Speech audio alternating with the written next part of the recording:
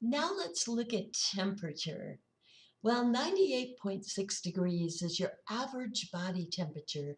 It varies by about a degree warmer or cooler depending on the time of nycthameron and whether or not you are sleeping. Normally, the peak body temperature occurs somewhere between 6 and 8 p.m. and the lowest around 4 or 5 a.m., meaning that body temperature is a bit lower when you are sleeping. During both wake and non-REM, your body regulates its temperature. It's like having a room with a thermostat that turns on the heater or air conditioner as needed to maintain a set temperature, with the only difference between wake and non-REM being that the goal temperature is a bit lower during non-REM. How it regulates temperature is interesting.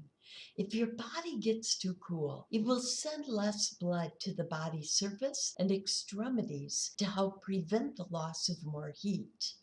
With a condition called Raynaud's syndrome, this mechanism is overly sensitive, making it difficult for people to tolerate cold weather or even drops in temperature because their toes and fingers lack blood flow, freeze up, and turn white.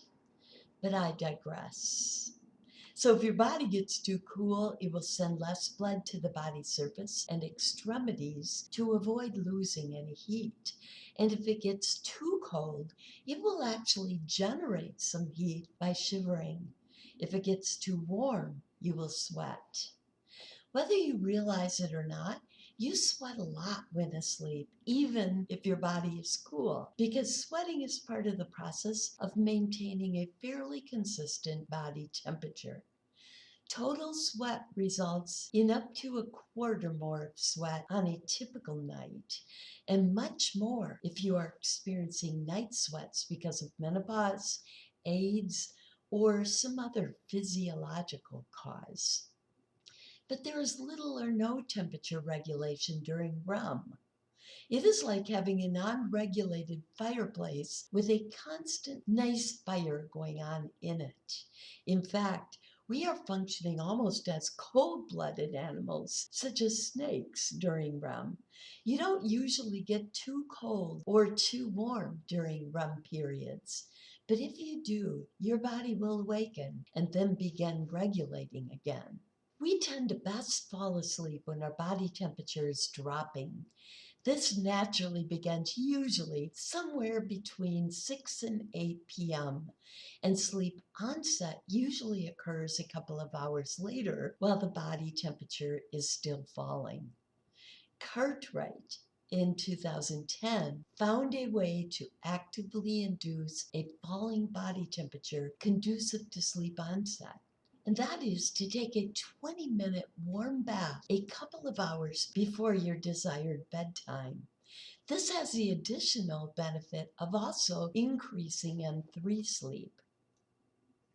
Now, your brain temperature, like your body temperature, will decline a bit during non-REM, but it will warm up considerably during REM. Why do you think? If you guessed because of the high neural activity and increased blood flow during REM, you are correct. In fact, during REM, it will warm up to match or exceed your waking brain temperature.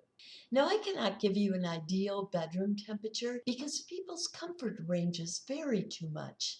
However, a temperature within your comfort range is a significant help in inducing sleep onset and receiving high-quality sleep. Usually one's comfort range is in the 60s and a bit lower than his or her waking temperature comfort zone. Usually, even partners with very different temperature comfort ranges can find a temperature that overlaps both of their ranges. But if not, remember that in terms of our sleep quality, it is better to go a few degrees below our ideal than above it. It is generally easier for one to add layers of bedclothes than for the other to tolerate excessive sweating. So far, we've been looking at the effects of sleep on different systems of the body. In our remaining segments, we will explore ways in which our health affects our sleep.